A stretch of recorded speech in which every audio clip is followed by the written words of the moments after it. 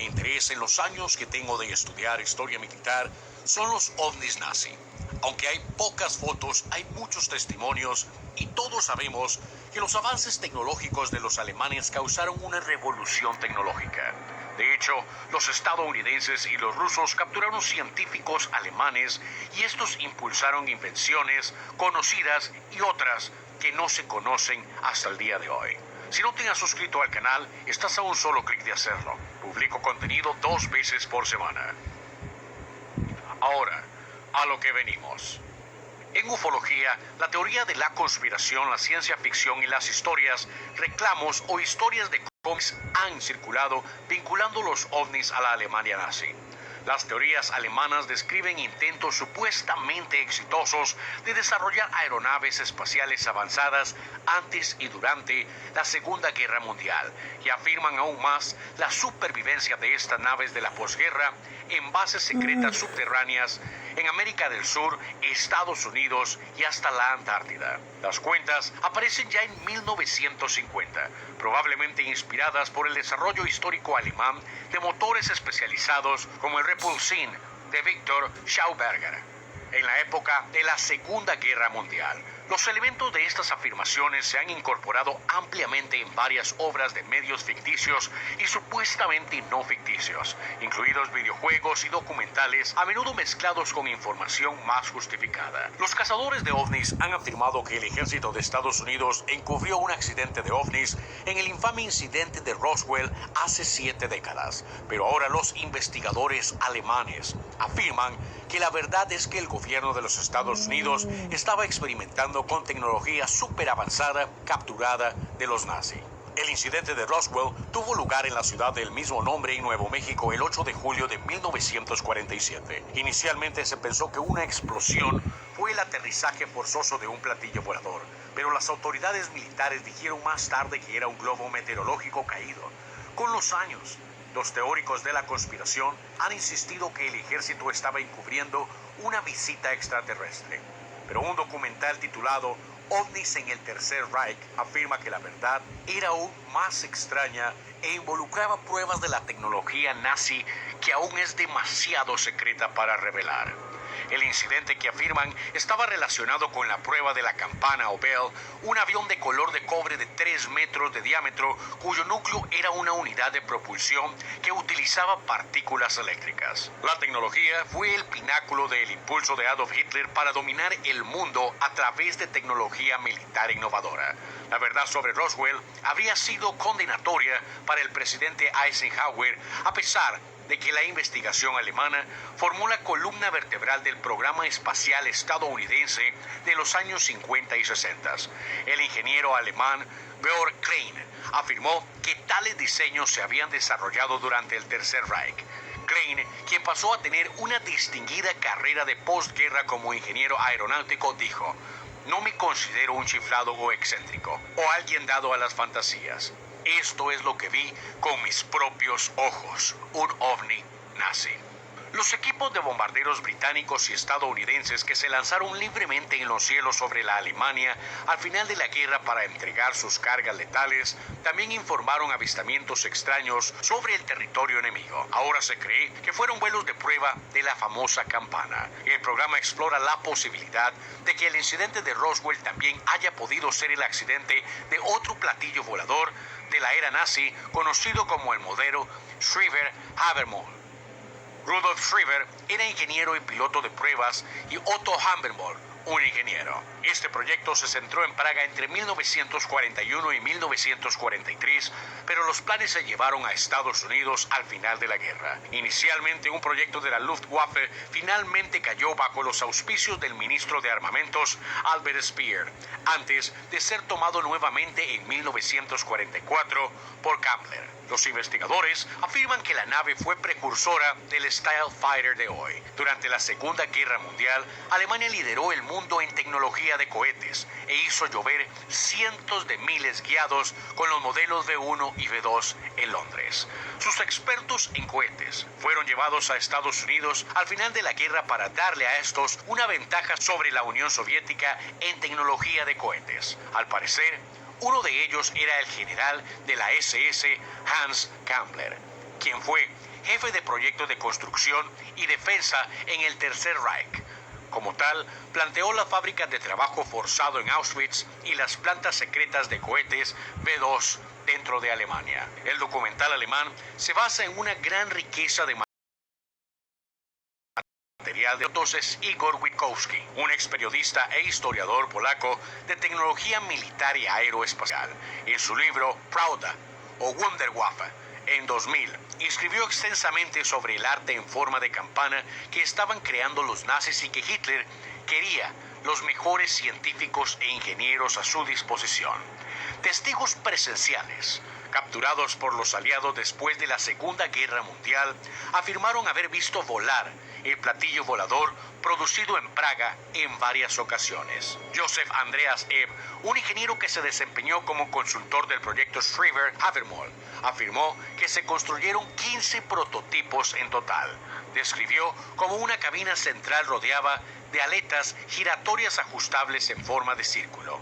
Los alaves se mantendrían unidos por una banda en el borde exterior del dispositivo con forma de rueda. El paso de las paletas se pudo ajustar de modo que durante el despliegue se generó más elevación al aumentar su ángulo desde una configuración más horizontal. El vuelo nivelado, el ángulo se ajustaría a un ángulo más pequeño, similar a la forma en que funcionan los rotores de los helicópteros.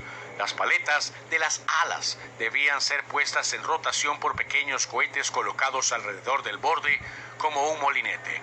Una vez que la velocidad de rotación era suficiente, se lograba el despegue. Después de que la nave se había elevado a cierta altura, se encendían jets o cohetes horizontales. Después de esto, las hojas de las alas podían rotar libremente a medida que el platillo avanza como en un autogiroscopio. Este último testimonio me recuerda a la cantidad de prototipos creados por la Fuerza Aérea estadounidense con diseños similares, los cuales no resultaron exitosos. Pero este es uno de los testimonios y uno de los proyectos. Como lo mencioné anteriormente, la campana supuestamente tenía un motor basado en partículas eléctricas. La primera referencia no ficticia sobre los platos voladores nazi parece ser una serie de textos del experto en turbinas italiano Giuseppe Veluso.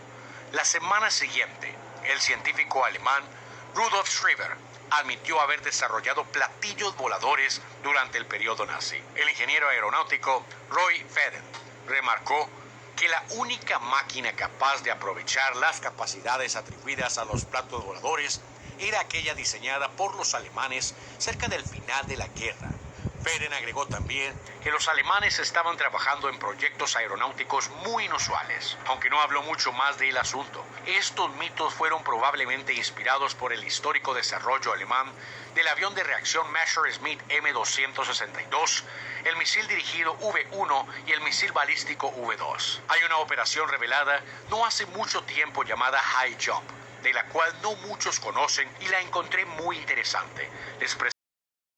Y me interesaría saber qué piensan. A finales de la década de 1930, Alemania dedicó recursos sustanciales para explorar la Antártida. En 1943, el gran almirante alemán Dönitz proclamó con orgullo: la flota submarina alemana se enorgullece de haber construido para el Führer en otra parte del mundo una tierra de Shangri-La, una fortaleza inexpugnable.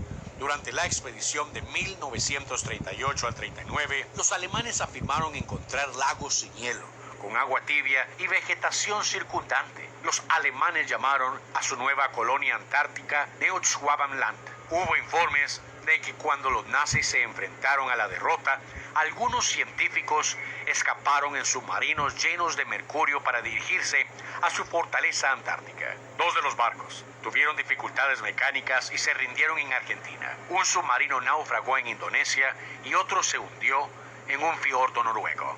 Nunca se encontraron una gran cantidad de submarinos. ¿Podrían haber llegado a su destino en la Antártida? ¿Tenía Alemania más recursos de los que creían los aliados? ¿De dónde vino el mercurio y para qué pensaban usarlo los alemanes? Incluso mientras la gloria de la victoria, los aliados tenían sospechas de que algo andaba mal. En respuesta a los interrogatorios, algunos alemanes revelaron que había una base secreta alemana en la Antártida. El gobierno estadounidense decidió enviar al famoso almirante Richard Byrd para investigar la preocupación de que todavía podía haber armas escondidas en algún lugar secreto. A fines del verano de 1946, Byrd se dirigió a la Antártida con 4.700 militares, junto con barcos de apoyo naval. Tenían al menos un portaaviones cuando se embarcaron en la Fuerza de Tarea 68, apodada Operación High Jump. La expedición tuvo varios meses para completar su misión, pero terminó después de solo 8 semanas debido a fuertes bajas. De camino a su destino, Byrd y su tripulación informaron haber experimentado una fuerza misteriosa de ovnis que destruyó varios de sus aviones y barcos y mató a varios miembros de la tripulación. Fue este quizás el primer incidente histórico conocido que involucró una batalla entre las fuerzas navales de Estados Unidos y una fuerza ovni desconocida estacionada en la Antártida. Byrd continuó, encontró el New Swabland, que presentaba cavernas subterráneas que fluían con agua tibia y signos de vegetación. Pero él y sus hombres no podían quedarse mucho tiempo ni podían hacer ninguna exploración importante. Fueron bombardeados continuamente por aviones y obligados a irse. ¿Acaso habían encontrado un escondite de posguerra para los nazis que habían podido escapar? En su camino a casa, Byrd y su grupo se detuvieron brevemente en Santiago de Chile, donde Byrd fue entrevistado mientras aún se encontraba a bordo del barco de comando de la expedición. Byrd advirtió que aunque no estaba tratando de asustar a nadie, tenía claro que sí había una nueva guerra.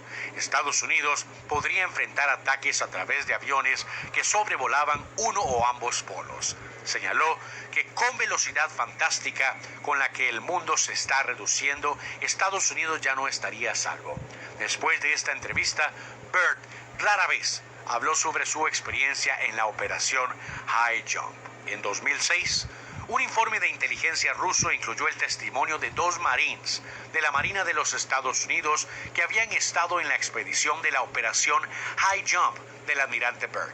Ambos marinos relataron haber visto ovnis brillantes iluminados aparecer dramáticamente fuera del océano. Los vieron volar hacia el cielo y desaparecer. Las tropas dispararon contra los ovnis, pero los ovnis nunca respondieron. Algunos en la expedición concluyeron que los ovnis tenían la misión de disuadirlos y enviarlos lejos, no dañarlos. ¿Fueron los ovnis encontrados por el almirante Byrd protegiendo a los nazis escondidos en la Antártida?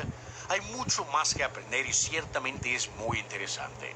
Estados Unidos reconoció que Alemania tenía tecnología que podía ser útil para los Estados Unidos. Como resultado, el general Patton capturó fábricas alemanas en Silesia que albergaban tecnología y armas patentadas. Hubo pruebas sustanciales de que Alemania estaba trabajando en aviones circulares que podían funcionar no solo en la atmósfera de la Tierra, sino también fuera de ella. Parecía obvio que los alemanes tenían tecnología y los científicos, pero no los recursos como el petróleo, la electricidad y las instalaciones necesarias para producir un avión tan avanzado. Por esta razón, los Estados Unidos intentaron sacar a los científicos de Alemania y llevarlos a Estados Unidos. El programa tenía un nombre clave: Operación Paperclip. Los científicos que se especializaron en aerodinámica, cohetería y armas químicas fueron de particular interés. Fueron reubicados en silencio y en secreto dentro de los Estados Unidos sin pasar por el estricto proceso de aprobación del Departamento de Estado. El más notable entre ellos fue Werner von Braun. Antes y durante la guerra, von Braun fue el jefe del programa de desarrollo de cohetes de los alemanes. Después de llegar a los Estados Unidos, a través de la operación Paperclip, se convirtió en un ciudadano naturalizado y finalmente se convirtió en el director de la Administración Nacional de Aeronáutica y del Espacio, NASA, de los Estados Unidos. Se le considera el padre del programa espacial estadounidense. Otro científico importante del cual tal vez no conozcan mucho fue Victor Schauberger, quien fue un físico e inventor austriaco que saltó a la fama en la Alemania nazi. Era ampliamente conocido por sus experimentos de vórtice, luego desarrolló turbinas que podrían crear propulsión antigravedad, según se supone. En 1939, Hitler convocó a Schauberger a Berlín para una reunión. Al principio, Hitler saludó calurosamente a Schauberger y le dijo que convocó a la reunión para discutir el trabajo de Schauberger. Sin embargo, la reunión duró aproximadamente 11 horas antes de que Schauberger pudiera irse. En 1943, Schauberger tenía 58 años y sufría heridas de guerra. Aún así, fue reclutado por la Waffen-SS alemán y puesto bajo el control directo de Heinrich Himmler. Himmler obligó a Schauberger a investigar y desarrollar una nueva arma secreta y amenazó con terminar su vida si no cooperaba. Schauberger fue alojado en Schloss Schönbrunn para que los ingenieros encarcelados cerca pudieran ayudarlo con su trabajo. Schauberger no fue fácil de empujar.